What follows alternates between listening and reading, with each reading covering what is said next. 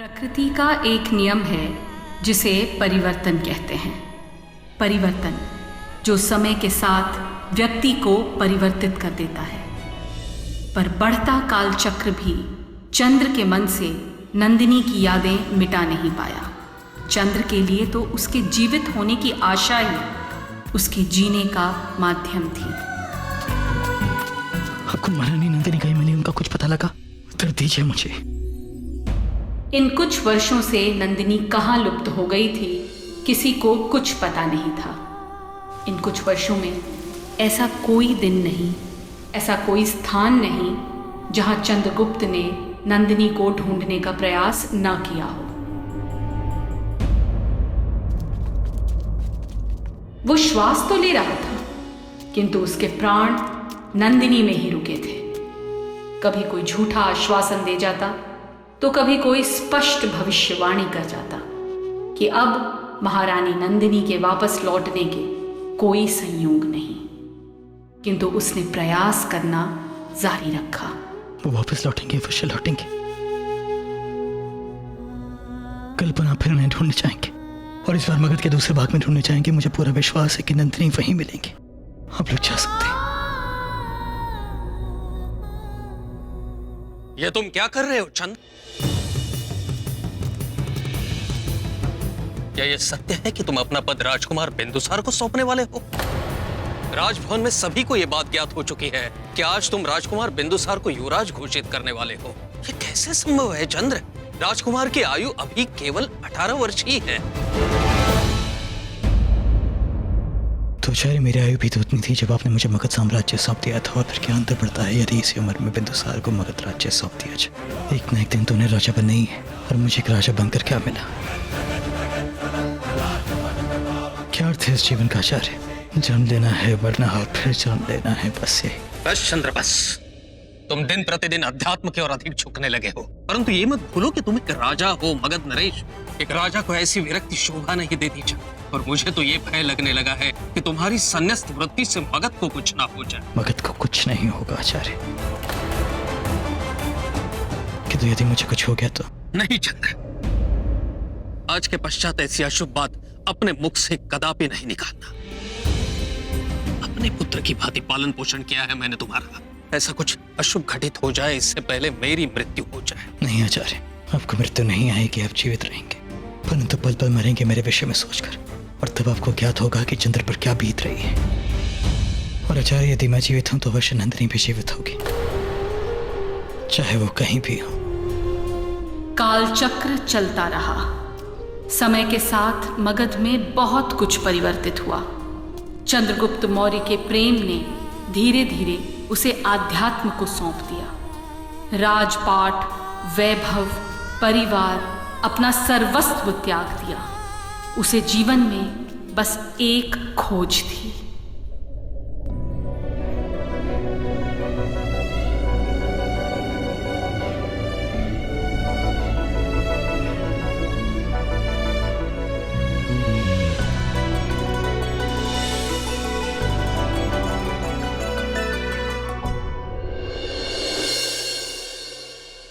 क्या मैं इस पीड़ा को भोगने के बाद दे? उत्तर दीजिए मुझे। मैं पिछले 10 वर्षों से इसी उत्तर की अपेक्षा कर रहा हूँ आपसे कि ऐसा कौन सा अपराध कर दिया है मैंने जिसका इतना कठोर दंड दे रहे हैं मुझे। केवल आपसे यही विनती करना चाहूंगा कि मुझे बस मेरी नंदिनी से मिला दीजिए। उसके बदले आप मुझे जो पीड़ा देना चाहते हैं मैं भुगतने के लिए तैयार हूँ।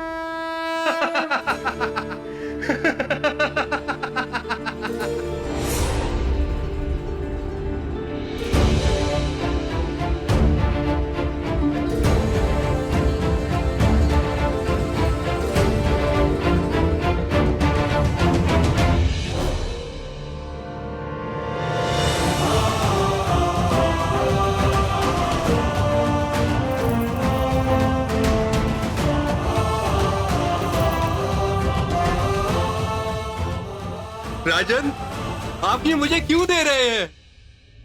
ये वस्तुएं अत्यंत ही बहुमूल्य है। अवश्य आप ही मुझसे कुछ अपेक्षा रखते हैं। बताइए, बताइए क्या चाहते हैं आप इनके बदले? मेरी हंसी कहीं खो गई है। अरे वो मैं आपको कैसे दे सकता हूँ? वो तो मनुष्य के भीतर ही होती है। किंतु मैं अपनी खोई हुई हंसी को 10 सालों से ढूंढने का प्रयास कर रहा हूं और वो मुझे मिल नहीं रही।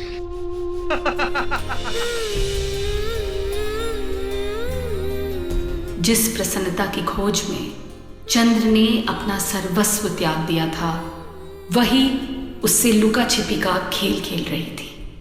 उसी राज्य में अब चंद्र के राज्य का कार्यभार महारानी हेलेना के हाथों में था।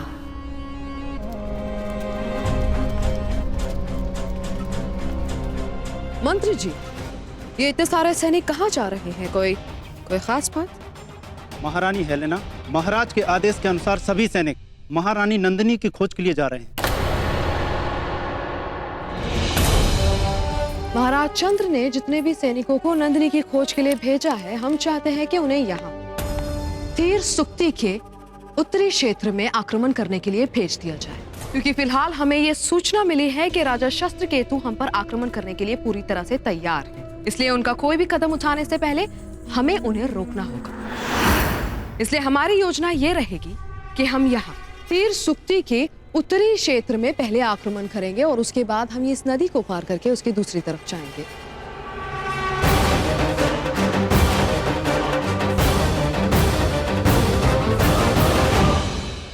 अब क्या करें? महाराज ने तो महारानी नंदिनी को ढूंढने के आदेश दे दिए हैं और महारानी हेलेना ने आक्रमण के दिशाएं भी अलग अलग हैं और कार्य भी। महाराज के पास महल के कोई अधिकार नहीं है। संपूर्ण राज्य का नियंत्रण महारानी हेलेना ही करती है और निर्णय भी इन्हीं के द्वारा लिए जाते हैं, जो आज से युवराज बिंदुसार के द्वारा लिए जाएंगे। मंत्री जी, सभी सैनिकों से कह दीजिएगा कि नंदिनी को खोजने से कहीं ज्यादा जरूरी उनके लिए हमारे मगध राज की सुरक्षा है। ये युवराज बिंदुसार कहीं दिखाई नहीं दे रहे हैं।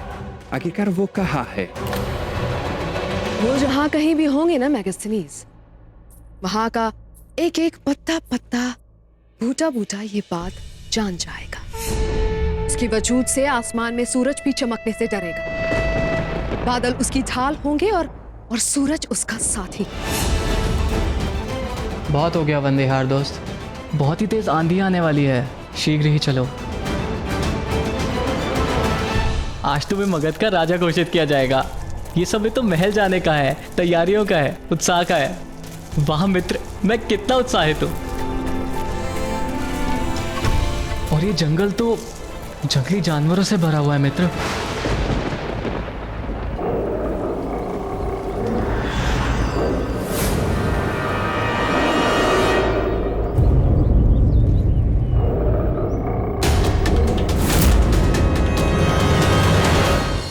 यहाँ पे अधिक रुकना सुरक्षित नहीं।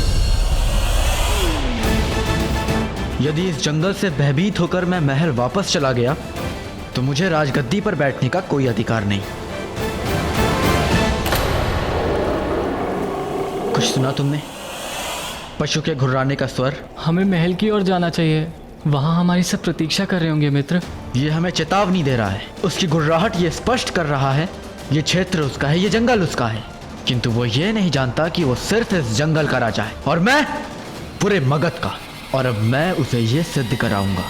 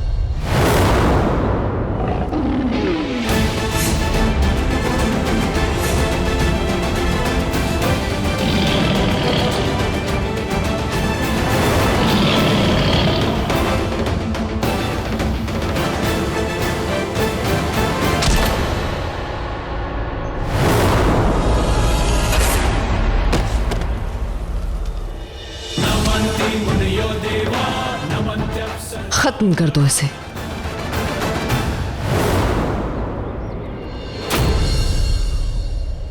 इसकी आवश्यकता क्या है बड़ी माँ? ये तो मेरे वश में ही है। सुना था वर्षों पूर्व पिताश्री ने भी एक जंगली जानवर से आचार्य चाणक्य के प्राण बचाए थे, किंतु उसके प्राण नहीं लिए थे। बिल्कुल सत्य कह रहे हो तुम बिंदुसार, लेकिन क्या फायदा? क्या फायदा ऐसी दया का जिससे कि इंसान ही कमजोर पड़ जाए? तुम अपने पिता को ही देख लो, क्या से क्या हो चुके हैं वो। सब कुछ तो तुम्हारे सामने ही है ना। तो आपके विचार से मुझे इसे मार देना चाहिए? बिल्कुल, खत्म कर दो इसे, क्योंकि ये एक घायल जानवर है और घायल जानवर किसी का सगा नहीं होता। वो जरूर पलट कर वार करता है।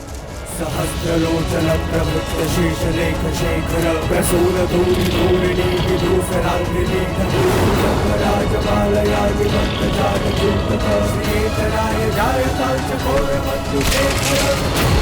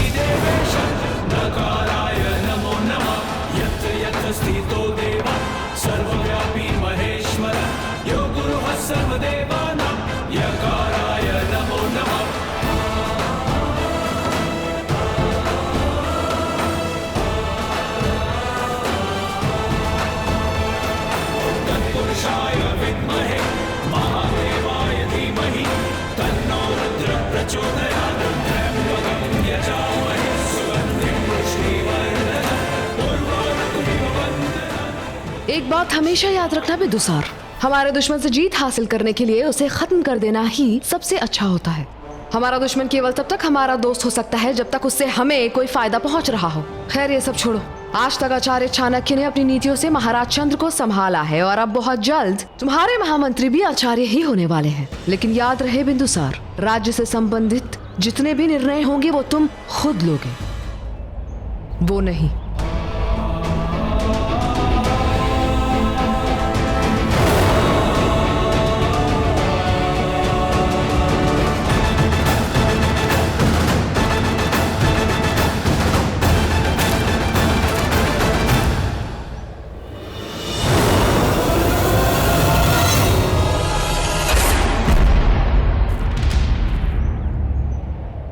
तुम बेवकूफ की बेवकूफ ही रहोगी हेलेना।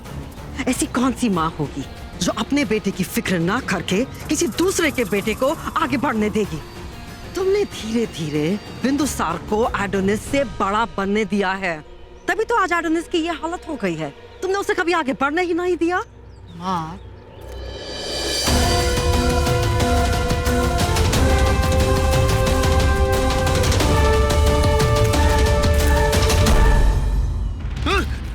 एडोनिस, क्या हुआ?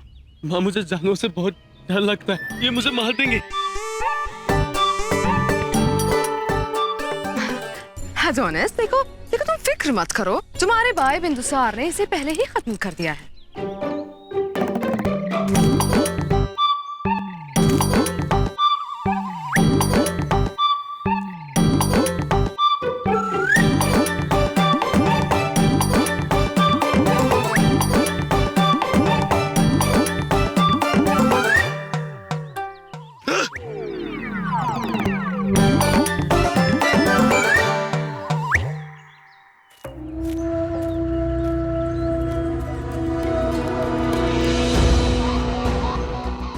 देखिए माँ, आपकी फिक्र अपनी जगह जायज है, परंतु यदि मैंने एडोनिस को मगध की राजगद्दी पर बिठा दिया तो बिंदुसार उसे मार देगा। ये बात आप भी बहुत अच्छे से जानते हैं कि एडोनिस के अंदर राजा बनने जैसी कोई खूबियां हैं ही नहीं। देखिए माँ, मुझे यहाँ दिमाग से काम लेना होगा, क्योंकि जहाँ एक ओर बिंदुसार युद्ध लड़कर मगध पर राज करेगा, वहीं दूसरी ओर महल के अंदर रहकर मेरा एडोनिस मगध का राजा कहलाएगा और ऐसे मेरे दोनों ही बेटे मिलकर मगध पर राज करेंगे माँ।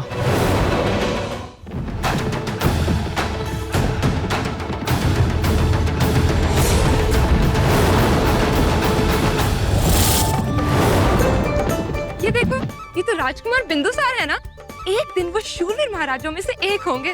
किंतु ना जाने क्यों आज तक इनको किसी ने मुस्कुराते हुए नहीं देखा। ईश्वर ही जाने इनके मन में ऐसी कौन सी पीड़ा है जिससे इनके मन में इतना क्रोध है।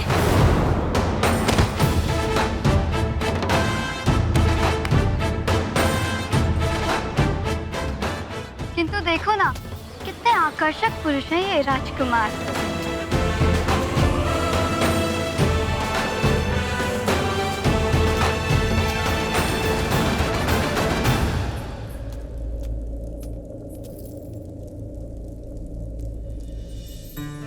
सब क्या है?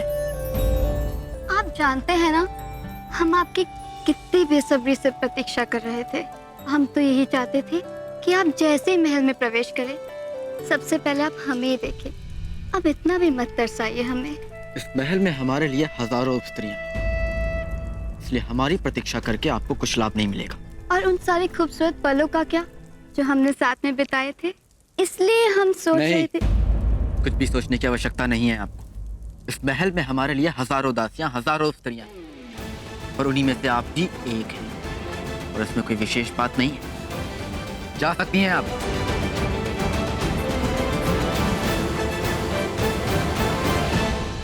राजपुरोहित जी, कुंडली में क्या लिखा है? बिंदुसार के विवाह का शुभ मुहूर्त कब है? राजमाता जी, युवराज बिंदुसार की कुंडली में शीघ्र ही विवाह के योग नजर आ रहे हैं।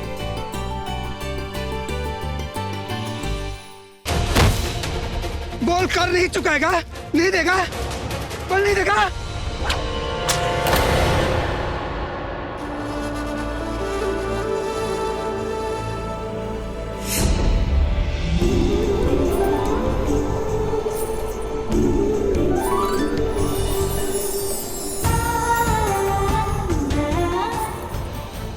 तुम्हारा इतना दुस्साहस कि तुमने हमारा चाबुक छीना। हम इस राज के सैनिक हैं, इसका घोर परिणाम भुगतना पड़ सकता है तुम्हें। हाँ, करना पड़ा मुझे ये दुस्साहस। तुमने मुझे बाध्य किया है। भोली भाली प्रजा पर अत्याचार कर रहे हो तुम। ये अत्याचार नहीं है, इस व्यक्ति ने अब तक राज का कर नहीं भरा है। इसका अर्थ ये कदापि नहीं कि तुम इस तरह प्रजा पर अत्याचार करोगे। और वैसे भी राज्य पर कई वर्षों से करों की संख्या बढ़ा दी गई है। हम भी एक प्रजा हैं, कैसे चुकाएंगे इतना कर? क्या ये एक अत्याचार नहीं? हम केवल महाराज के आदेशों का पालन कर रहे हैं। ये किस प्रकार का राज्य है जहाँ प्रजा पर इतना अत्याचार किया जाता है? वृद्धों को निर्ममता से मारा जाता है। हाँ, यदि राज के नियमों का पालन नहीं होगा तो यही परिणाम भुगतना होना। और सुनो तुम, कल तक अगर कर का राशि जमा नहीं किए तो उसका परिणाम भुगतने के लिए तैयार रहना।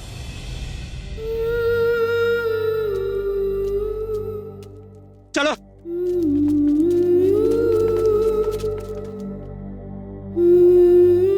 ये कैसा राज्य है? कौन है यहाँ का राजा जो अपनी ही प्रजा को इतनी पीड़ा दे रहा है? राजा तो है, लेकिन समस्त राज्य को रानी ही चला रही है। रानी? किंतु एक राजा इतना निर्बुद्धि कैसे हो सकता है जिसे अपनी प्रजा की पीड़ा तक नहीं दिखाई दे रही है? निर्बुद्धि नहीं, पीड़ा में है वो। और जो राजा स्वयं पीड़ा में हो, वो प्रजा की पीड़ा का आभास कैसे करेगा? अब और भी विकट परिस्थिति उत्पन्न होने वाली है, क्योंकि राज्य का समस्त कार्यभार उसका पुत्र संभालने वाला है और उसे आज ही मगध का युवराज घोषित किया जाने वाला है। और सुना है कि राजकुमार को आज तक किसी ने मुस्कुराते हुए भी नहीं देखा है। ईश्वर जाने कौन है ये राजा और उनका ये पुत्र। किंतु एक बात तो तय है कि जो इतने अत्याचार कर रहा है, उनके कारण मगध का विनाश निश्चित है।